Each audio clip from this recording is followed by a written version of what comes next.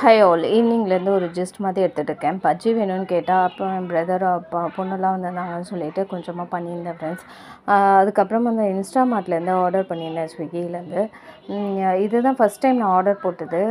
கொஞ்சம் vegetables, onion, அப்புறம் வந்து ஆனியன் இல்லை, வெஜிடபிள்ஸு, அப்புறம் வந்து மேங்கோ ஆர்டர் பண்ணியிருந்தேன். எல்லாமே வந்து எப்படி இருக்குமோ தெரியாதுன்னு நினச்சிட்டு இருந்தேன். பட் செம்ம ஃப்ரெஷ்ஷாக இருக்குது. கேரட்லாம் செம்ம ஃப்ரெஷ்ஷு. தக்காளியெல்லாம் நம்மளே போயிருந்தால் கூட இவ்வளோ ஃப்ரெஷ்ஷாக எடுத்துப்போமா தெரில. மேங்கோஸ் பாருங்கள் எப்படி சூப்பராக பேக் பண்ணி தந்திருக்காங்க.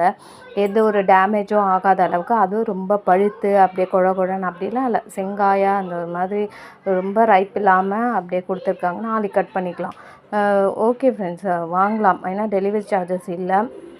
நம்ம போய் வாங்குறது அந்த டிரான்ஸ்போர்ட்டேஷனுமே இருக்குல்ல, இவங்க அந்த ரேட்டு தான் போடுறாங்க.